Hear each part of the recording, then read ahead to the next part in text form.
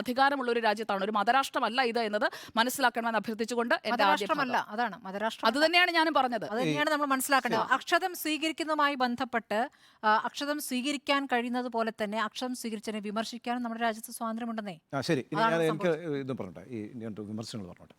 ഒന്നാമത് ഈ അയോധ്യയിലെ ശ്രീരാമക്ഷേത്രം നിർമ്മാണം ഒരൊറ്റ വാചകം, അതായത് സ്മൃതി, ഈ അക്ഷതം സ്വീകരിക്കണം, ഞങ്ങൾ അങ്ങോട്ട് വരുന്നുണ്ട്, ഇപ്പോൾ ഒരു ഫോൺ കോൾ വരികയാണ്, ഞങ്ങൾ അങ്ങോട്ട് വരുന്നുണ്ട് എന്ന് പറയുന്നു, വന്നോളൂ എന്ന് പറയുന്നു. അപ്പോൾ വരുന്നവർ ഒരു അക്ഷതം വന്ന് കയ്യിലേക്ക് തരുമ്പോൾ അത് നിരാകരിക്കാനുള്ള ഒരു പറ്റില്ല. അത് അല്ല, പറ്റാത്ത ആളുകളുണ്ട്, ആ പറ്റാത്ത ആളുകളെയാണ് ഉപയോഗിക്കപ്പെടുന്നത്. സോറി, പറഞ്ഞോളൂ. അക്കാര്യത്തിൽ ഞാനൊരു വ്യക്തത വരുത്തിക്കോട്ടെ.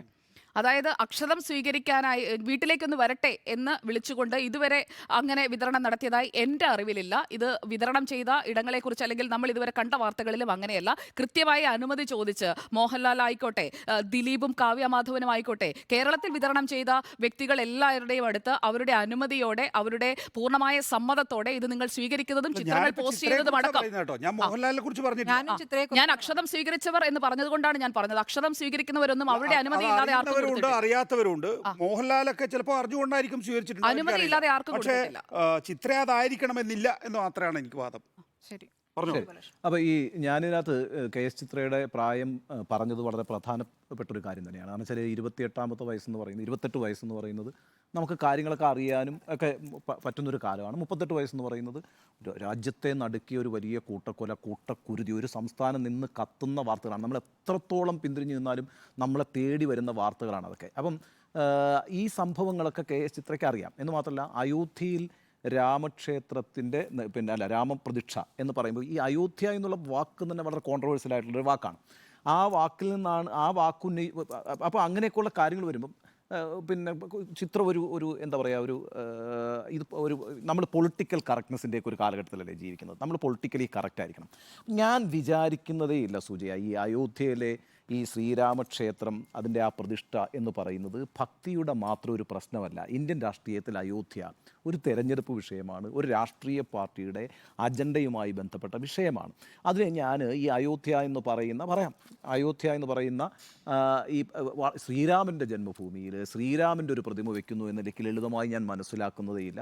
എനിക്കങ്ങനെ മനസ്സിലാവില്ല. കാരണം അത് ആയിരക്കണക്കിന് ആളുകളുടെ ജീവൻ എടുത്തൊരു പ്രശ്നമാണ്. ഒരു പള്ളി പൊളിച്ച് അവിടെ ക്ഷേത്രം നിർമ്മിച്ച പ്രശ്നമാണ്. അത് ജനാധിപത്യത്തിനും മതേതരത്വത്തിനും എതിരായൊരു പ്രവർത്തനമാണ്. ആ പ്രവർത്തനങ്ങളുടെയൊക്കെ അടിസ്ഥാനമായിട്ടുള്ള ഈ ശ്രീരാമൻ എന്ന് പറയുന്ന, അയോധ്യയിലെ ശ്രീരാമൻ എന്ന് പറയുന്നത് ഒരു പൊളിറ്റിക്കൽ ടൂളാണ്. ആ പൊളിറ്റിക്കൽ ടൂളിനോട് പൊളിറ്റിക്കലി തന്നെയാണ് പ്രതികരിക്കേണ്ടത്. അവിടെ വിശ്വാസം ഒരു പ്രശ്നമല്ല. ഞാൻ ശ്രീരാമ ഭക്തനായതുകൊണ്ട് അയോധ്യ പോലൊരു സ്ഥലത്ത് ഇപ്പോൾ സ്ഥാപിക്കാൻ പോകുന്ന ശ്രീരാമ പ്രതിഷ്ഠ എന്ന് പറയുന്നത് എൻ്റെ ദൈവമായി ഞാൻ കാണുന്നതേയില്ല. രാമഭക്തിയുമായി അതിന് യാതൊരു ബന്ധവുമില്ല. പറയട്ടെ, നിങ്ങൾ 10-15 മിനിറ്റ് സംസാരിക്കുമ്പോൾ ഞാൻ കേട്ടുകൊണ്ടിരിക്കുക. എന്നോട് ഉള്ള വിമർശനങ്ങൾക്ക് മറുപടി പറഞ്ഞിട്ട് പിന്നെ തുറന്നു. അതുകൊണ്ട് ഇതൊരു പൊളിറ്റിക്കൽ ആക്റ്റാണ്. ഈ പറയുന്ന അയോധ്യയിലെ രാമക്ഷേത്ര നിർമ്മാണം എന്ന് പറയുന്നത് വിശ്വാസത്തിൻ്റെ പ്രശ്നമല്ല, അതൊരു രാഷ്ട്രീയ പ്രവൃത്തിയാണ്. ആ രാഷ്ട്രീയ പ്രവൃത്തിയിലൂടെ ഒരു വലിയ മുതലെടുപ്പിനാണ് ഇവിടെ BJPയും സംഘപരിവാറും ശ്രമിക്കുന്നത്. അതുകൊണ്ട് അതിനോട് എടുക്കേണ്ട സമീപനത്തെക്കുറിച്ച് എല്ലാവരും ശ്രദ്ധാലുക്കളായിരിക്കണം. നമ്മൾ പൊളിറ്റിക്കലി കറക്റ്റായിരിക്കേണ്ട ഒരു കാലഘട്ടത്തിലാണ് ജീവിക്കുന്നത്. ഞാനത് ചിത്രയിൽ നിന്ന് പ്രതീക്ഷിക്കുന്നില്ല. കാരണം ചിത്ര ആ രീതിയിലൊരു സാമൂഹ്യ സാഹിത്യത്തിലോ രാഷ്ട്രീയ സാഹിത്യത്തിലോ ഒക്കെ വളർന്നു വന്ന ഒരാളോ അത്തരത്തിൽ ആഭിമുഖ്യമുള്ള ഒരാളോ ആയിരിക്കില്ല. നിശ്ചയമായും അവരുടെ ആ നിഷ്കളങ്കമായ ഭക്തിയെ സ്വീകരിക്കാൻ ഞാൻ തയ്യാറാണ്. ആ ഭക്തിയുടെ അടിസ്ഥാനത്തിൽ അവർ പറഞ്ഞിട്ടുള്ളൊരു കാര്യം പൊളിറ്റിക്കലി കറക്റ്റ് അല്ല. അതുകൊണ്ട് അത് സ്വാഭാവികമായും വിമർശിക്കപ്പെടും. ആ വിമർശനത്തെ നല്ല ബുദ്ധിയോടുകൂടി സ്വീകരിച്ചുകൊണ്ട് അത് പിൻവലിക്കാൻ ചിത്ര തയ്യാറാകുന്നെങ്കിൽ അത് വളരെ നല്ല കാര്യം. രാമൻ എന്ന് പറയുന്ന സങ്കല്പം വിഭാഗീയതര സങ്കല്പമാകരുത്. രാമനിലുള്ള വിശ്വാസം മറ്റുള്ളവരെ കൊല്ലാനോ മറ്റുള്ളവരുടെ അവകാശങ്ങളെ അടിച്ചമർത്താനോ ഉള്ള ഒന്നാകരുത്.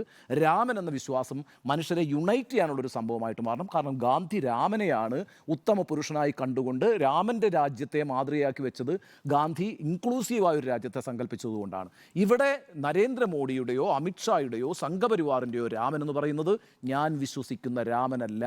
ആ രാമൻ എന്ന് പറയുന്നത് രാജ്യത്തെ വെട്ടിമുറിക്കാനും രാജ്യത്തെ വിവിധ വിഭാഗങ്ങൾക്കിടയിൽ വിഭാഗീയതയും മതസ്പർദ്ധയും വളർത്താനും ഉപയോഗിക്കപ്പെടുന്ന ഒരു പൊളിറ്റിക്കൽ ടൂളാണ്. അതിനെ അംഗീകരിക്കുന്നില്ല. അതുകൊണ്ട് ചിത്രയുടെ ഈ പ്രസ്താവന ദുരുപദിഷ്ടിതമാണെന്നൊന്നും ഞാൻ കരുതുന്നില്ല. പക്ഷേ അത് പൊളിറ്റിക്കലി ഇൻകറക്റ്റാണ് ഈ സാഹചര്യത്തിൽ.